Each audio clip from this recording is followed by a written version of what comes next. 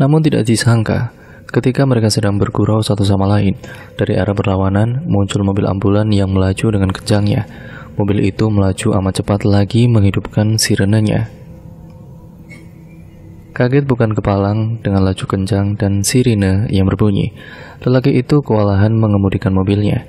Hasilnya, mobil yang ia naiki dengan Nela itu bertabrakan dengan ambulans dengan sangat kencangnya.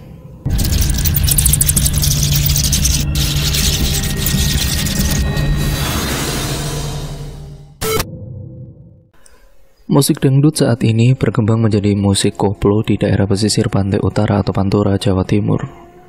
Berangkat dari popularitas dangdut koplo di kawasan Pantura, banyak sastrawan tanah air ingin mengangkat pentas dangdut ke dalam aksi panggung sebagai sebuah cerita di program Indonesia.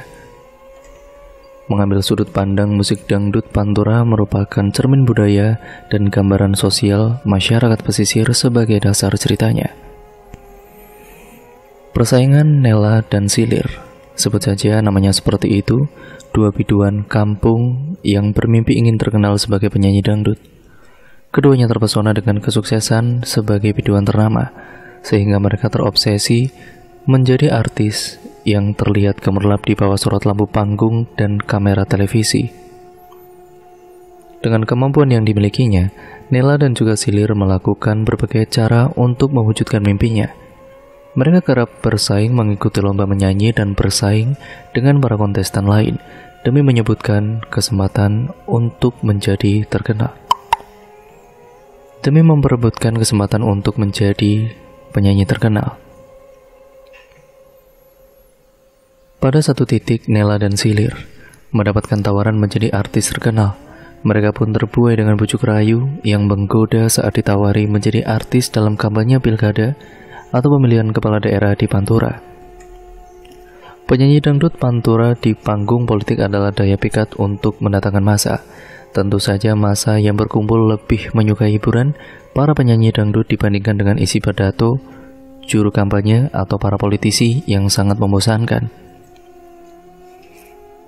Sebagaimana tercermin dalam banyak lagu dangdut Pantura, penderitaan dan kesedihan disampaikan dengan keriangan dan goyangan.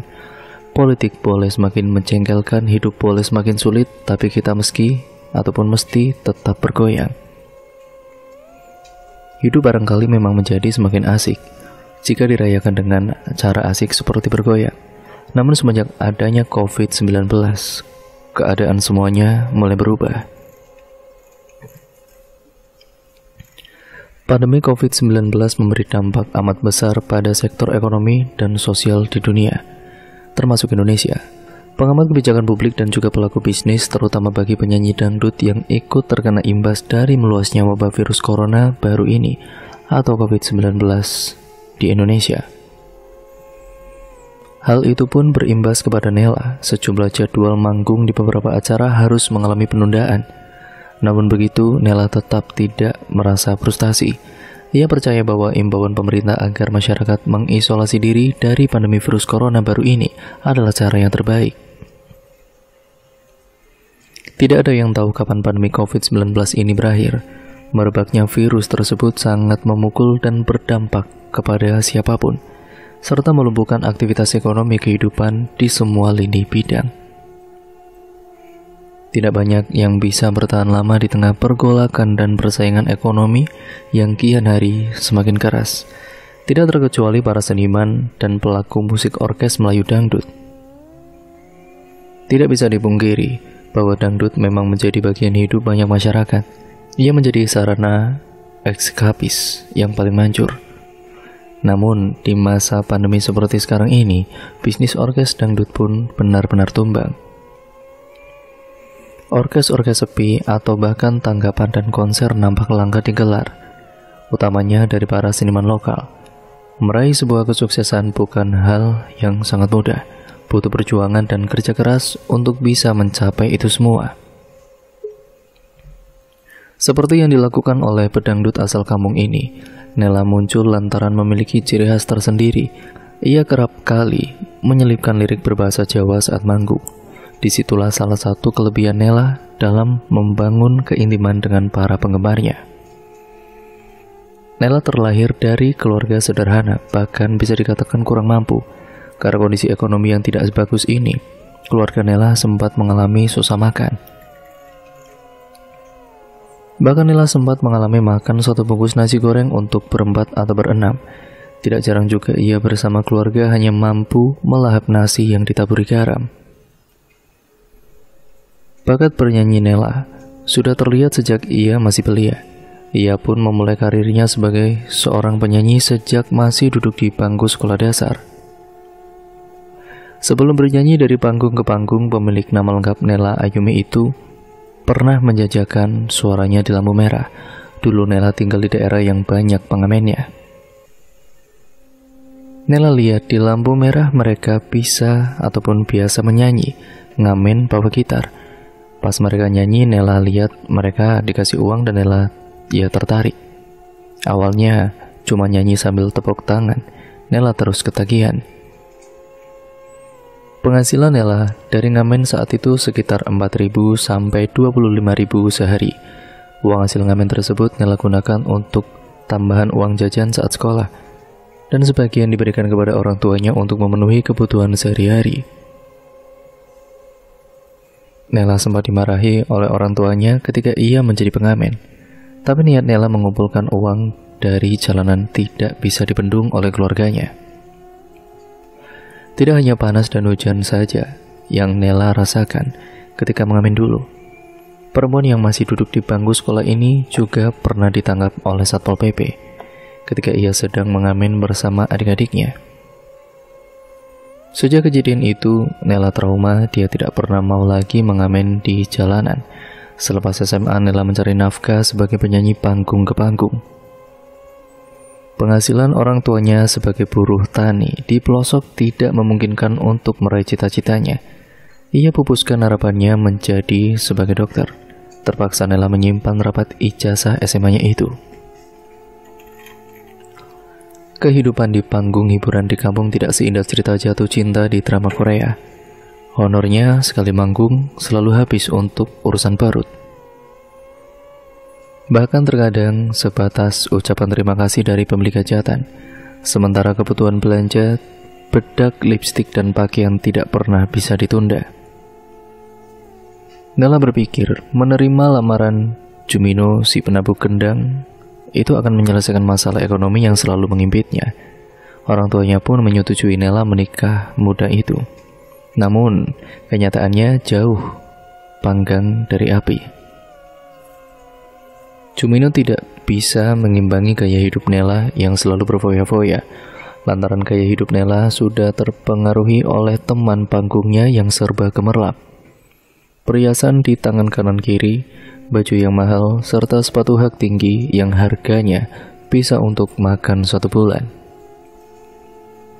Alhasil pengantin baru itu pulang kampung ke asalnya Jumino, sebuah desa di pelosok yang dikenal dengan aura mistis yang kuat. Di desa tepi pantai itu orang-orang dari penjuru kota berdatangan untuk mencari pesugihan. Pasangan Nela dan Jumino itu pun tidak mau ketinggalan. Mereka berdua mendatangi seorang dukun yang berkedok kiai dengan berpakaian serba putih serta sorban yang terlilit di kepalanya. Mudah saja memberi kalian kesempatan untuk menikmati kekayaan melalui media yang akan aku berikan. Nela akan menuju ke popularitasnya tanpa butuh waktu lama, jelas Kiai Kamal. Lalu, berapa lama aku akan melenggang menjadi penyanyi terkenal, Kiai? Aku ingin segera mengorbit dengan lagu-lagu hits. Aku ingin dipuja-puji dan dirudukan oleh para penggemar, tanya Nela. Dalam waktu singkat, tidak sampai 6 bulan, kamu tenang saja, kata Kiai Kamal. Tetapi semua ini harus ada imbalannya. Tidak ada makan siang yang gratis. Keturunan kalian yang akan menanggungnya, tuturnya lebih lanjut. Kiai Kamal memberikan persyaratan cukup berat. Namun tekad keduanya yang sudah bulat tidak tergoyahkan lagi. Apapun resikonya, keduanya siap menghadapinya. Semenjak melakukan itu, tawaran manggung Nela tidak ada habisnya. Kelasnya pun tidak lagi menghibur di panggung hajatan. Debutnya meluas ke ibu kota.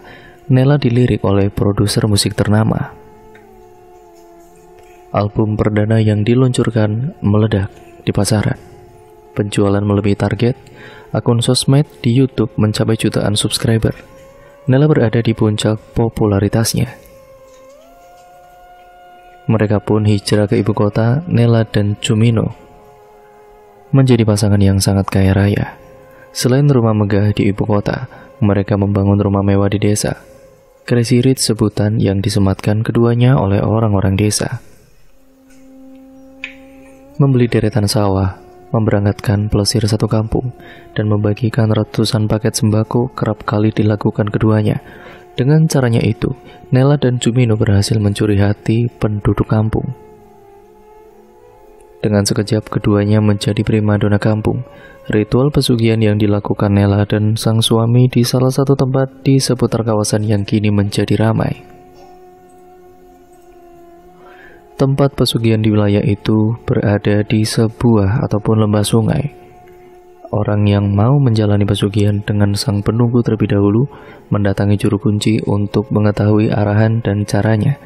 Kemudian setelah sepakat dengan arahan dan berbagai cara, pelaku pesugihan melakukan ritual khusus. Dalam ritual itu, pelaku menyiapkan sesajen berupa kembang dan kemenyan. Prosesi ritual yang paling utama harus siap bertemu dengan sang penunggu, dan untuk menghadirkan penunggu itu tugas kuncen. Adapun prosesinya layaknya ritual pesugihan pada umumnya. Saat Nela ritual itu, ia ditemui oleh Raja Ular yang berubah menjadi laki-laki tampan. Hampir 3 jam, ia melakukan ritual di atas batu besar. Nela harus melakukan ritual itu di setiap malam Jumat dan harus menyiapkan kamar khusus. Nela dan sang suami sebagai pelaku pesugihan harus memenuhi persyaratan bahwa pelaku pesugihan tidak boleh melupakan ritualnya, dan setiap ritual itu dilakukan, keduanya harus menyiapkan sesaji plus ayam cemani 2 ekor. Cukup mudah bagi keduanya untuk melakukan ritual pesugihan itu. Kekayaan sering jadi incaran banyak orang, seperti Nela yang kini menjadi salah satu orang kaya. Namun bagi dirinya kekayaan yang dimilikinya belum seberapa. Naas keinginannya untuk menjadi semakin kaya raya, semakin dipupuk oleh keadaan orang-orang sekitar tempat tinggalnya yang mayoritas punya kemampuan ekonomi di atas rata-rata. Di sisi lain, maka mulailah Nela mencari job tambahan, yaitu menyanyi di kota-kota yang tidak jauh dari rumahnya. Biasanya Nela mulai menyanyi di malam hari hingga menjelang subuh. Sebagaimana hajatan kebanyakan, Nela juga mengambil job menyanyi di kafe-kafe. Walaupun bayaran tidak seberapa, tapi ambisi untuk menjadi lebih kaya raya mengalahkannya. Tak apa aku kerja pagi siang malam, yang penting uangku banyak dan bisa menyaingi tetangga.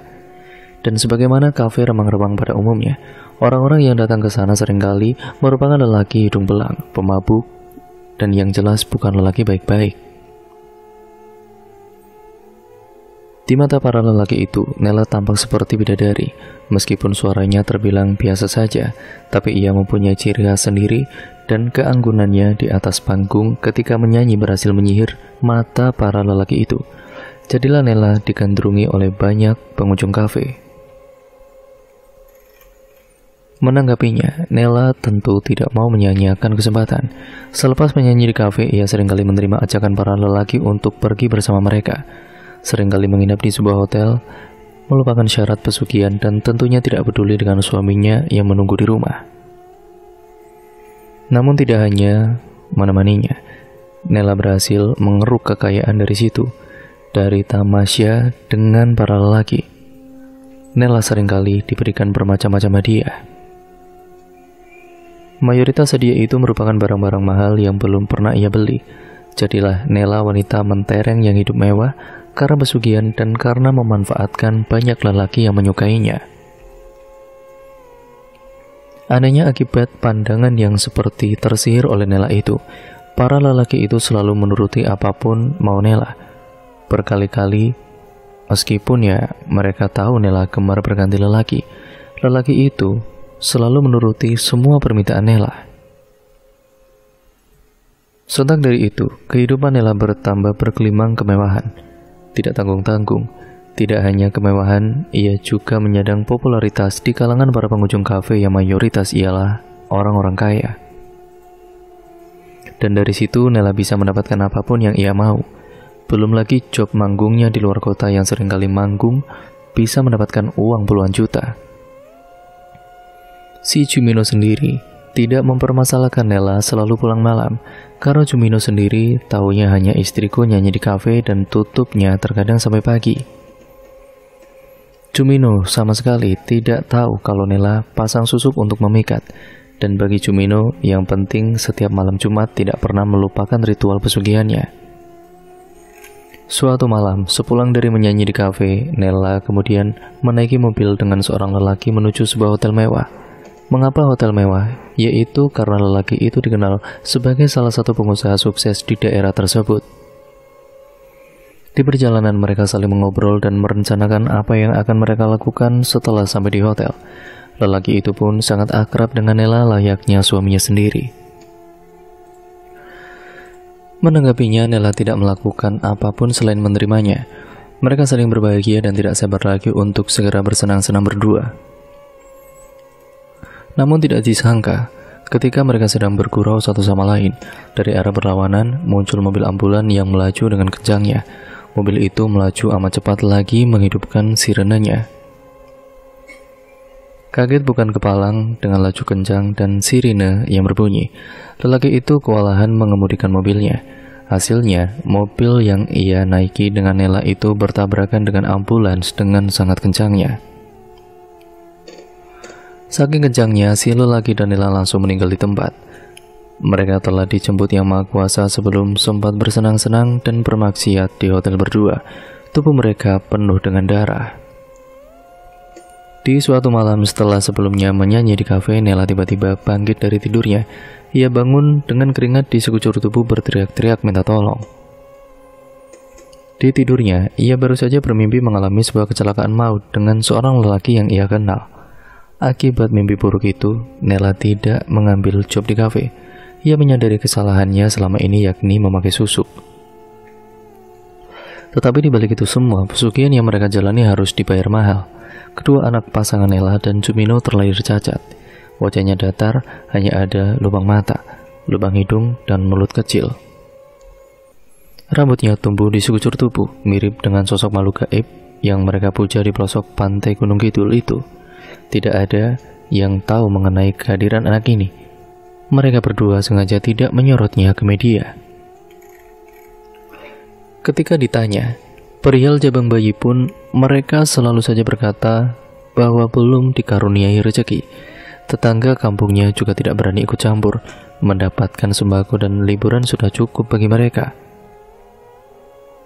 Selama menikah, Nela tidak pernah cerita bahwa dia memasang susuk di tubuhnya.